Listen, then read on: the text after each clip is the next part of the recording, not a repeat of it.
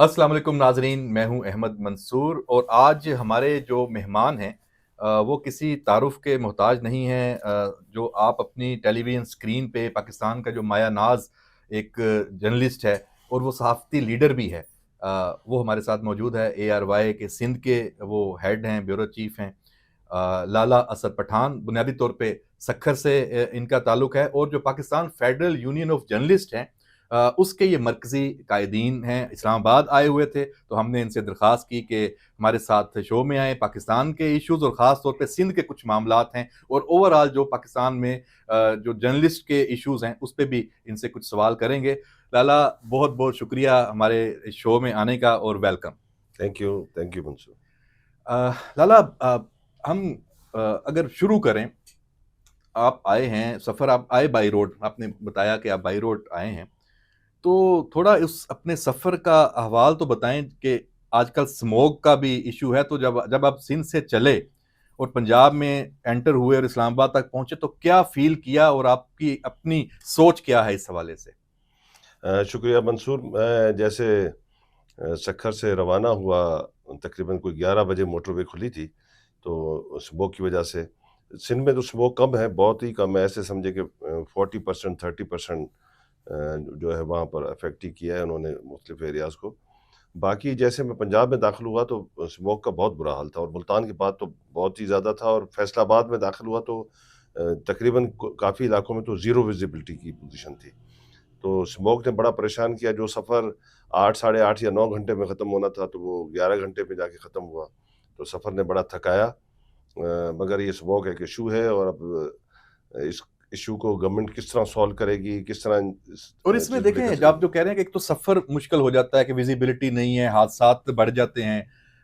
और दूसरा जो हेल्थ इश्यू है, क्योंकि इसमें तो जो कार्बन और सल्फ़र उसके जो ज़रात हैं वो आप इन्हेल कर रहे होते हैं, सांस की जो बीमारियां हैं और जो आप गले की और दीगर, जी तो हाँ, वो बिल्कुल। बढ़ गई हैं। अ, तो इसमें कुछ उस नज़र आ रहा है हुकूमती जो इकदामात हैं, क्योंकि ये तो हर साल बढ़ता जा रहा है। ये तो 3 से 4 माह पूरे, ख़ास तौर पे पंजाब के जो शहर हैं और अब तो KPK में भी ये बात फैल चुकी है और जी। सिंध में भी किसी हद तक ये मामला है। जी हाँ, सिंध में घोटकी और थोड़ा-सा इलाका जो है वो पन्नू-आकिल तक का स्मोक ने उसमें अपना असर डाला है। बाकी सिंध इसमें क्लियर है, मगर इस तरफ बहुत ज़्यादा है, और है ज़्यादातर ये आता है अपने इंडियन पंजाब से। स्मोक का जो फ्लो है वो बहुत ज़्यादा है। हमारा तो थोड़ा बहुत था, इससे पहले कभी इस तरह का प्रॉब्लम नहीं हुआ। जब से हवाओं का ये सिलसिला शुरू हुआ है, तो वहाँ से स्मोक जो है वो ये ट्रैवल जनरेट करती होती है। है और जी इसमें हाँ। चूंकि सारा जो फैक्ट्रियों का धुआं है या जी, जो फसलों की बाकियात जलाते हैं जी। या जो गाड़ियों का जो धुआं है वो इसमें अफेक्ट, और हमारी इंसान की अपनी ये बनाई हुई तकलीफ है जो इंसान भुगत रहा है। बिल्कुल। जी, अल्लाह ताला का ऐसा अजीब-सा निज़ाम है कि जो चीज़ें हम यहाँ से जला के या उसका फैक्ट्रियों का बाकी चीज़ें केमिकल्स की सूरत में आसमान की तरफ भेजते हैं, तो अल्लाह ताला उसको वापस हमारी तरफ भेजता है, तो आसमान उसको कबूल नहीं करता। इसी तरह समंदर में जितनी भी हम दरिया सिंध के ज़रिए या दीगर नालों के ज़रिए गंदगी भेज रहे हैं, तो वो भी समंदर हमें वापस करता है। आप कराची का सी पर जाएँ, आके समंदर देखें तो सारा ब्लैक हुआ हुआ है और कचरे से भरा हुआ है। तो बाकी दुनिया में जब समंदर में वेस्टेज वाटर डाला जाता है, तो उसको पहले ट्रीटमेंट प्लांट से गुजारा जाता है, और ट्रीट करके वो पानी को साफ़ करके समंदर में फेंकते हैं। तो इसलिए उनके समंदर साफ़ सुथरे हैं, और हमारा समंदर बहुत गंदा है। इसलिए इस पर तो फेडरल गवर्नमेंट को भी काम करना चाहिए, सेंट्रल गवर्नमेंट को भी सिंध काम गवर्नमेंट करना को। चाहिए, और तमाम सूबाई गवर्नमेंटों को काम करना चाहिए कि जब तक एनवायरनमेंट ठीक नहीं होगा, तो ये बीमारियों का खात्मा और नहीं होगा। शहरियों नहीं को नहीं। अपने तौर पे भी हिस्सा डालना चाहिए। ये जो गंदगी की आपने बात की कि हम जब ये फेंकते हैं किसी समंदर में तो वो वापस आती है। सोशल मीडिया भी एक समंदर है, उसमें भी जो उसके सार्फिन हैं वो गंदगी, उसमें फेक न्यूज़, उसमें कीचड़, वो दूसरों की जानब फेंकते हैं उस समंदर में और वापस फिर सबकी अपनी लाइफ है वो भी डिस्टर्ब होती है। सोशल मीडिया पे जब भी बात होती है कि रियासत का कंट्रोल होना चाहिए या वहाँ पे फेक न्यूज़ का तदारुक होना चाहिए, रियासत की कानून साज़ी, तो साथ ही आज़ादी इज़हार पे पाबंदी की बात उससे जोड़ दी जाती है। तो आप नहीं समझते कि इसमें अवेयरनेस की ज़रूरत है और सोशल मीडिया के जो लॉज़ हैं उनको उन पे अमल होना चाहिए, और उस हवाले से आपकी क्या तजावीज़ हैं? आप सोचते क्या हैं इस हवाले से? बिल्कुल। सोशल मीडिया जो है वो उसकी रीच जो है वो इस वक्त पाकिस्तान में घर घर तक है। یعنی عام ایک مزدور سے لے کر اور ایلیٹ کلاس کا جو بندہ ہے یا گورنمنٹ میں بیٹھے لوگ ہیں ان تک سوشل میڈیا کی ریچ ہے. کیونکہ سوشل میڈیا اس وقت پاکستان میں بہت زیادہ اس پر لوگوں کی نظر رہتی ہے. اس کی دو وجوہات ہیں. ایک وجہ یہ ہے کہ مختلف حکومتیں جب آتی ہیں تو وہ جب نیشنل میڈیا کو کنٹرول کرنے کی کوشش کرتی ہیں تو اس کنٹرول کی وجہ سے جو لوگ ہیں وہ ڈائیورٹ ہو رہے ہیں اس پہ سوشل میڈیا پر. اور سوشل میڈیا میں پرابلم یہ ہوا ہے کہ بہت ساری سیاسی پارٹیوں نے، بہت سارے لوگوں نے پیسے کمانے کے چکر میں اور فیک نیوز اتنی پھیلا دی ہیں، اتنی اس پہ سوشل میڈیا پہ ہرزہ سرائی ہوتی ہے کہ لوگ پریشان ہو جاتے ہیں کہ اس پہ یقین کس پہ کیا جائے. تو اس لیے گورنمنٹ کو کوئی ایک مؤثر قانون اس پہ ضرور بننا چاہیے. مجھے تو بڑی حیرت ہوتی ہے جو یہاں پر پاکستان میں قوانین کی مخالفت کرتے ہیں اور کہتے ہیں کہ جی یہاں پر جو ہے وہ مادر پتر ہر چیز آزاد ہونی چاہیے. مگر میں جب ان سے یہ کوشچن کرتا ہوں کہ آپ جب لنڈن جاتے ہیں، امریکہ جاتے ہیں، یورپ کے کسی ملک میں رہتے ہیں یا جاتے ہیں، یا آپ قریبی یو اے ای جاتے ہیں، تو وہاں پر آپ اس طرح کی خرافات، اس طرح کی فیک نیوز، اس طرح کے لوگوں کے پگڑیاں کیوں نہیں اچھالتے وہاں پر بیٹھ کر؟ تو وہ کہتے ہیں کہ نہیں، وہاں پر قانون بڑے سخت ہیں اور اس قانون کی وجہ سے ہمیں جو ہے وہ مشکلات کا سامنا کرنا پڑے گا. تو کیا پاکستان میں یہ اجازت ہے کہ آپ لوگوں کی پگڑیاں اچھالیں، لوگوں کو گالیاں دیں، فیک نیوز پھیلائیں اور اس طرح کی غلط خبروں کو جو ہے وہ زیادہ سے زیادہ پروموٹ کریں تاکہ اس سے ریاست کے لیے بھی پرابلمس کھڑے ہوں، گورنمنٹ کے لیے پرابلمس کھڑے ہوں، عوام کے لیے پرابلمس کھڑے ہوں. اور عوام کتنا ذہنی طور پہ انتشار اور منتشر ہونے کا کی اس کی وجہ بنتا ہے آپ کی یہ فیک نیوز اور یہ سب چیزیں. تو بالکل قانون بننا چاہیے. اور جہاں جہاں جو بھی، اگرچہ کوئی جرنلسٹ ہے وہ بھی، کوئی پولیٹیکل کارکن ہے وہ بھی، یا کوئی بھی پاکستانی ہے، وہ اپنے ملک کے حوالے سے، اپنے شہروں کے حوالے سے اگرچہ کوئی غلط خبر پھیلاتا ہے تو پھر اس کے خلاف قانونی کارروائی ہونی چاہیے، فیئر ٹرائل ہونا چاہیے. اور اگرچہ کوئی خبر صحیح ہے اور اس کے خلاف گورنمنٹ کوئی ایکشن لیتی ہے تو اس کے سامنے ہم Pakistan federal union of journalist بھی ایک دیوار بن کے کھڑے ہوں گے. کیونکہ صحیح خبر کے ساتھ ہم کھڑے ہیں اور ہم چاہتے ہیں کہ پاکستان میں فیک نیوز کا خاتمہ ہو اور اصل نیوز جو ہے وہ لوگوں تک پہنچنی چاہیے. لالا اسد پٹھان صاحب، یہ جو خبر کی دنیا ہے، جرنلزم ہے، آپ کئی دہائیوں سے اس سے وابستہ ہیں اور اس حوالے سے آپ کا ایک سیاسی کردار بھی ہے. تو جو سوشل میڈیا کا چیلنج درپیش ہے ٹی وی چینلز کو، اخبارات تو خیر بہت زیادہ افیکٹ ویسے ہو چکے ہیں، تو اس کو آپ کیسے دیکھتے ہیں؟ یہاں ہر شعبہ ہوتا ہے، ڈاکٹرز ہیں، جو ٹیچرز ہیں، آپ کے انجینئرز ہیں، ان کی ایک خاص ایک پڑھائی ہے، ان کا ایک پروفیشن ہے. اس سوشل میڈیا نے ایک نیا یہ ڈھنگ نکالا ہے کہ اگر دنیا میں 5 ارب کے لوگ موبائل استعمال کرتے ہیں تو 5 ارب کے 5 ارب کو آپ نے صحافی بھی سمجھ لیا ہے. تو بالکل کیا ایسا یہ فرق نہیں ہونا چاہیے کہ یہ جو خبر دینا، جو تحقیق، اور یہ اسپیشلائزڈ ایک ایونٹ ہے، یہ تو نہیں کہ جس کے ہاتھ میں موبائل آ گیا وہ صحافی بن گیا. اس پہ اب دنیا کو کیا کرنا چاہیے، ہمیں صحافتی تنظیموں کو کیا کرنا چاہیے، اور اس حوالے سے کوئی روڈ میپ آپ تجویز کرتے ہیں؟ جی بالکل منصور، اس پہ تو پوری دنیا تو بالکل ہی کلیئر ہے. پوری دنیا میں اس طرح کی کوئی مادر پتر آزادی کہیں نہیں ہے کہ جس کے پاس موبائل ہے وہ جرنلسٹ ہے. ہاں وہ چیزیں ضرور، اگرچہ کوئی چیز ایکسپلور کر رہا ہے تو وہ اپنے پیج پہ ڈال دیتا ہے کہ میں نے یہ دیکھا ہے. وہ کبھی وہاں پر کسی کی پگڑیاں نہیں چلی جاتی اور فیک نیوز نہیں پھیلائی جاتی. یہ پرابلم ہمارے ملک کو ہے اور ہماری طرح جو چھوٹے ممالک ہیں جہاں پر قوانین کو صحیح طریقے سے استعمال نہیں کیا جاتا. اور میں اس میں دو چیزیں ہمیشہ ڈسکس کرتا ہوں ہر جگہ پر. ایک تو یہ دیکھیں آپ، نیشنل ٹی وی ہے یا اخبارات ہیں، اس میں ایک میکینزم ہے، اس میں ایک کاپی ایڈیٹر ہے، ڈائریکٹر نیوز ہے، پوری کا پوری ایک ٹیم ہے جو خبروں کو چھانی مار کر نکالتی ہے، اس کو دوبارہ پراپر چیک کرتی ہے، کراس چیک کرتی ہے، اپنے رپورٹر کو اس پہ لائن پہ لیتی ہے، اور جس کا معاملہ ہوتا ہے ان کو بھی لائن پہ لیا جاتا ہے، ان سے بھی بات کی جاتی ہے. تو ایک خبر پوری کی پوری جو ہے وہ ایک میکینزم سے گزر کر منظر عام پر آتی ہے اور لوگوں تک جاتی ہے. مگر سوشل میڈیا کا پرابلم یہ ہے کہ میں ہی رپورٹر ہوں، میں ہی ڈائریکٹر نیوز ہوں، میں ہی اینکر ہوں، جس کا میں دل چاہے اس کی جو ہے وہ پگڑی اچھالنا شروع کر دوں.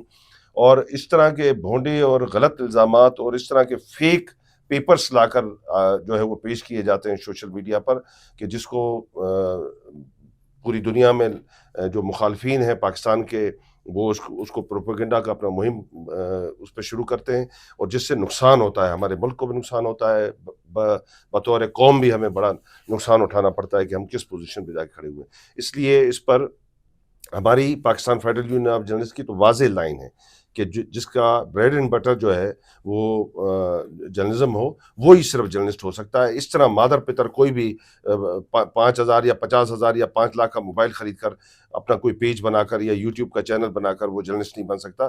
جرنلسٹ کی اپنی ایک کیٹیگری ہے، اور آپ کے اس پروگرام کے توسط سے میں تمام ان جرنلسٹوں کو بھی یہ پیغام دینا چاہتا ہوں، یوٹیوبرز کو اور جو نیولی کمر جرنلسٹ ہیں، کہ تقریباً مجھے 30-32 سال ہو گئے ہیں جرنلزم میں نے سخت سے سخت بات کی ہے پاکستانی اسٹیبلشمنٹ کے خلاف، پاکستانی گورنمنٹس کے خلاف، مختلف ایشوز پہ بات کی ہے، عوامی ایشوز پر بات کی ہے، مگر کبھی بھی میں نے ایجنڈا جرنلزم نہیں کی ہے۔ جب آپ ایجنڈا جرنلزم کرتے ہیں اس وقت آپ پریشانی کا شکار ہوتے ہیں۔ تو پاکستان میں مجھ سے بھی سینئر جرنلسٹ اس وقت بھی موجود ہیں جو سخت سے سخت بات کرتے ہیں، مگر وہ ایجنڈا جرنلزم نہیں کرتے۔ تو ہمیں کبھی بھی کسی ریاستی ادارے نے نہیں اٹھایا، 32 سال میں تو مجھے کسی ریاستی ادارے نے نہیں اٹھایا، مجھے کبھی کسی پولیس نے نہیں اٹھایا، مجھے کبھی کسی گورنمنٹ نے ہٹ نہیں کیا، کیونکہ آپ فیک نیوز کو آگے بڑھاوا دیں گے تو پھر کسی بھی ادارے کو تکلیف ہوگی، کسی پولیٹیکل پارٹی کو تکلیف ہوگی یا گورنمنٹ کو تکلیف ہوگی۔ مگر آپ جب حقائق کے ساتھ، ڈاکیومنٹس کے ساتھ چیزیں لے کر آپ کے کھڑے ہوں گے اور عوام کی بات کریں گے، عوام کے مسائل کی بات کریں گے، تو اور جتنی سخت بات کریں گے اس پہ کبھی بھی آپ کو آگے سے ری ایکشن نہیں آئے گا۔ کوشش کی جائے گی کہ آپ کو وہ یہ میسج کنوے کریں کہ یہ جو آپ نے ایشو اٹھایا ہے اس کو جلد از جلد ہم ریزالو کر دیں گے، اس کو زیادہ آپ نہ پھیلائیں، یہ جو ہے وہ کسی نہ کسی طریقے سے گورنمنٹ یا ریاست کے لیے ایک پرابلم کریٹ کر سکتا ہے۔ تو اس پہ ہم ایک اسٹیپ پیچھے آ کر اس پہ نظر ضرور رکھتے ہیں، اور اس میں ہم چینجنگ بھی دیکھتے ہیں کہ آنے والے وقتوں میں ان ایشوز پر کام ہو رہا ہوتا ہے۔ تو ہم نے بیسکلی تو بنیادی تعمیری صحافت کرنی ہے۔ اگرچہ آپ نے صحافت یہ کرنی ہے کہ صرف پگڑیاں اچھالنی ہیں اور فیک نیوز کو بڑھاوا دینا ہے اور جھوٹ، یعنی آپ سوشل میڈیا پر دیکھنا شروع کریں مختلف قسم کے جو یوٹیوبرز بیٹھے ہوئے ہیں، اتنا جھوٹ بولتے ہیں یار، اتنا جھوٹ بولتے ہیں۔ جب ہم اس کو کراس چیک کرتے ہیں، کیونکہ ایک عام آدمی، ایک ریڑھی والا، ایک عام آدمی تو چیک نہیں کر سکتا نا، اس کے تو وسائل ہی نہیں ہیں۔ مگر میں جرنلسٹ ہوں، میری اپروچ ہے، جب میں اس کو کراس چیک کرتا ہوں تو وہاں پر ایسا منظر کچھ بھی نہیں ہوتا ہے۔ جیسے ابھی پنجاب میں آگ لگ گئی ہے، پنجاب کالج میں ایک واقعہ، جھوٹا واقعہ کہ وہ ریپ کا الزام لگ گیا، اور کیا ہو گیا اس ایک جعلی خبر کی وجہ سے۔ بالکل ٹھیک آپ نے بات کی، زبردست نشاندہی کی۔ اب تھوڑا پولیٹیکل آخر میں 2-3 چیزیں ہیں، اس سے آپ کی رائے جاننا چاہوں گا، اور اس کے ساتھ پھر ہم اپنی نشست ختم کریں گے۔ اور اس سے پہلے ڈاکو راج، اور جہاں پہ آپ ہیں، اور آپ کے تو ڈاکوؤں سے بھی تعلقات ہوں گے، ظاہر سی بات ہے کیونکہ آپ بڑے پہنچے ہوئے صحافی ہیں، یہ کیوں قابو نہیں پایا جا رہا؟ وہ تو یہ وارداتیں بڑھتی جا رہی ہیں، ان کا علاقہ بالکل نو گو ایریا آج سے نہیں ہے، کب سے ہے، اور سندھ حکومت ذمہ دار ہے نہیں ہے، اور اس کے پیچھے اصل راز کیا ہے؟ منصور، اس کے پیچھے 5 ارب روپے کی اکانومی ہے۔